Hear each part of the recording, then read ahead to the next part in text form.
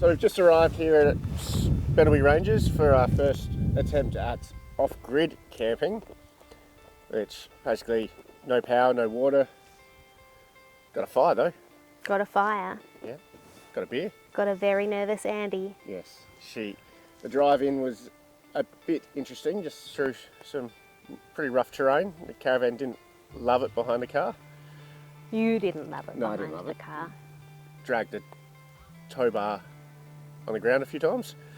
But so we're up here just south of the Flinders Ranges at Bendleby. Pretty much we are going to have a go at full driving.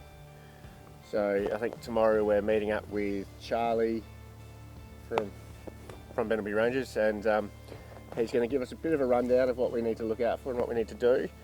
Then Andie's going to take the lead and see how she goes. Just a little bit nerve-wracking given that I don't do any driving in the city. Yeah, that's all right. What a better place to do it. Yes. Is there an Uber driver around here somewhere that I could get to help us out? Yeah, I think you might struggle with that here. I know. But as for now, we've got our fire sets, got a new little campfire cooktop thing, which we bought from King's for $100. So we'll cook some food on that tonight. Have a few drinks, a few wines. Yep. Make the most of this beautiful spot we're in. I think there's probably a couple of Ks between us and the next human. So Andie's also freaking out about that. She's expecting someone just to wander through and possibly murder us through the night.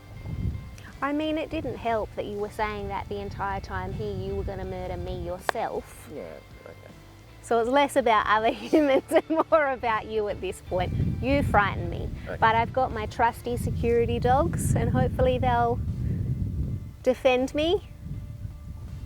I doubt it. I know, I'm, as I said it, I just wasn't really sure. But yeah. All right, so... Wish us luck. Wish me luck. I'm quietly panicking over here. Well, I'm going to be in the passenger seat and have no control over this, so I'm freaked out. Oh, well, you're just panicked about the four-wheel drive thing. I'm panicked about this entire wilderness situation. Okay. Everybody that we've told that we're coming along here to Bendleby Ranges and going off-grid has literally laughed at me because that's how much of a city girl I am. Yeah, well, we'll get rid of that out of here. No. All right, so wish us luck, and yeah, we'll check back in. See you on the flip side.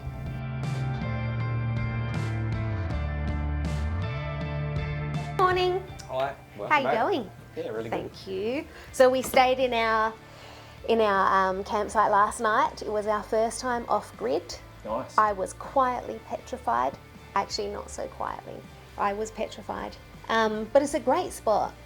I really liked it out there. Lots of space. Simon got us in there without too many hiccups. We did bottom out the tow bar, but that's, you know, That's all part and pretty parcel. normal for a heavy van. Yeah, I understand. Yeah, dogs loved it. Yeah. So they're all happy out there, and we got a roaring fire going. So Nice. it So was a good night. you're in for a four-wheel drive experience now. Yep. Let me fill you in. So I have this map package for Bendleby Ranges, which has lots of information. Yeah. And it's, no matter where you visit, it's always good advice to chat with someone, find out what the tracks are like ahead. Someone who's just driven it recently, they might say, oh, it's in good condition, or there's a bog hole, you need to drive around it or something like that. So wherever you go, yeah, we recommend that you have a chat with someone. So in your map package for Bendleby Ranges, there are two separate maps. This one's titled the Bendleby Ranges, and further into your map package, a separate map titled the Hungry Ranges. Sure. Which one's the easy one? So the easy and scenic driving is in the Bendleby Ranges map, and you'll notice that because there are lots of green and orange coded tracks, so lots of low and medium skill level required to execute those drives. So based on our advice, we understand that you've got a pretty standard kind of vehicle. You'll drive, of the 26 tracks on farm, you'll drive probably 18 of them in your standard vehicle. Okay. So I might set you up on a driving circuit here, which includes a big gum gorge, areas of native pine forests, a climb up onto the ridge for some tremendous views. Beautiful. More ridge driving, which includes our Sunset Ridge Lookout, which is a pretty cool place to visit in the afternoon or evening. And then drives similar to this, which is called our Gum Creek Drive. So for the Bendleby Ranges,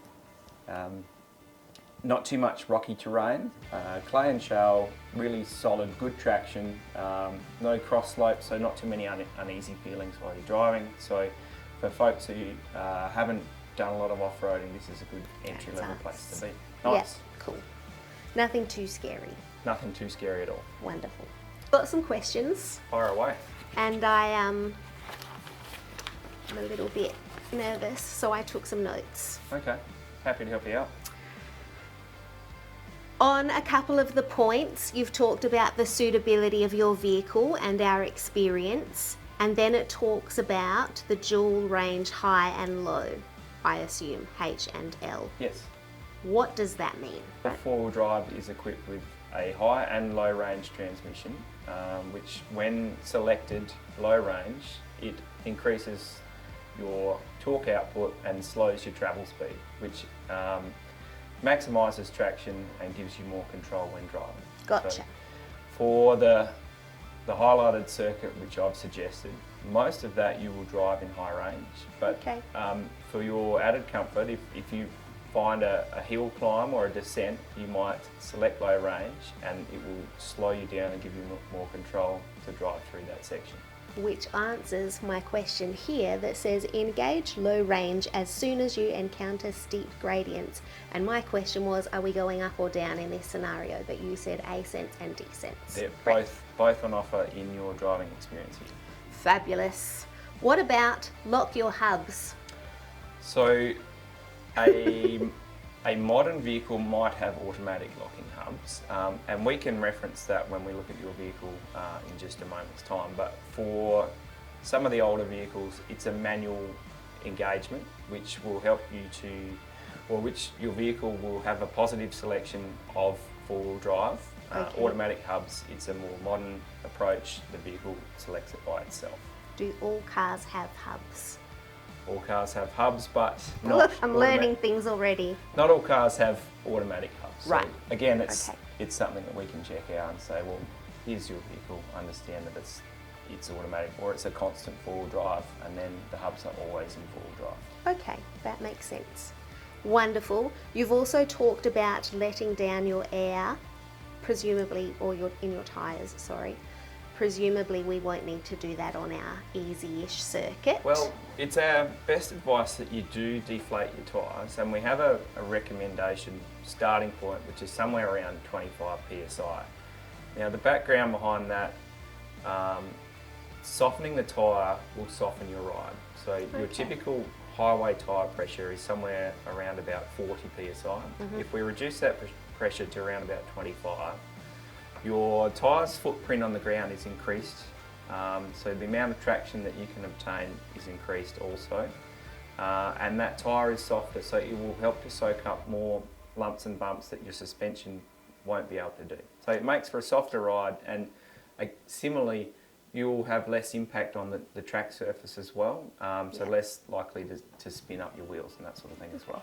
That's a great explanation, because Simon tried to explain the PSI to me yesterday and he was terrible at it. Right, okay. So thank you. Just think of it as softening your tyres and softening your ride. Yeah. So then my next question is, once we've let down the air in the tyres to do the tracks, do you have somewhere for us to pump them back up? We do have pumps where you can reinflate, and there is a lot of folks that will have pumps on board in their vehicles so they can reinflate to their highway pressure if they wish. Right, wonderful. This one's less, I guess, related to your four-wheel drive tips, but just because we're out in the country and there's obviously some etiquette around waving as you pass cars on country roads. Sure. Yep. What's your advice on that? You must wave. Mandatory. Mandatory, yeah. We enjoy being out here, and folks who are travelling, I hope, will enjoy their time out here as well. So. Yeah. A wave just helps to reinforce that, hey, we're having a good time. Yeah. No one needs to wave in the city because no one's having a good time. No, so well, I understand that. That's valid. And yourself, are you a finger wave or a... I'm probably a two-finger salute. Oh, yeah. right. That's good to know. Wonderful, let's go check out the car. Let's do that. Well, I believe it's got something to do with this in terms of the high and low and the 2-wheel and 4-wheel. Absolutely correct. Yeah, so familiarise yourself with the range selector. Commonly or normally you would drive in 2 high, which is high range 2-wheel drive for your highway traffic. Selecting 4 high when you are on gravel roads will increase your traction, and then on an approach to a hill climb or a descent, stopping the vehicle and selecting low range to give you additional control. So 4 HLC versus 4 LLC. The LLC engages your centre differential, and I'm not going to over-explain that, but Please don't. it gives you maximum traction. Okay, cool. So that's the one I'm choosing if I'm going up and down steep. Yes. Cool. Yes. Got it. Is there anything else I need to know before I hit the trail? I think we've got most things covered. Fantastic. I feel ready. Excellent. Thank you very much. You're welcome. There's sheep. How you feeling? Fine. How are you feeling? You're the passenger. I'm a little freaked out, to be honest. Are you? Yes. Why? I'm feeling you may fall off the edge of one of these roads. What has given you that indication? You haven't driven a car in 6 months.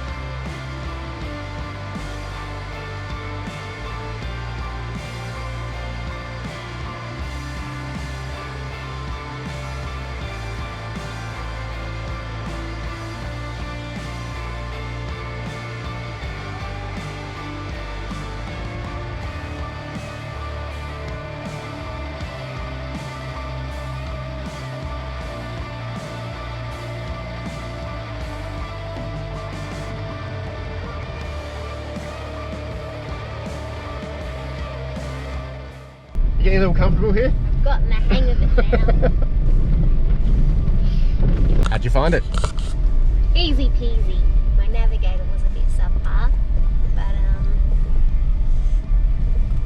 we did all right. Willow Bear got concussed. Lost a side mirror? Lost a side mirror. No, we didn't do any damage. Somehow you put it back into 2-wheel drive?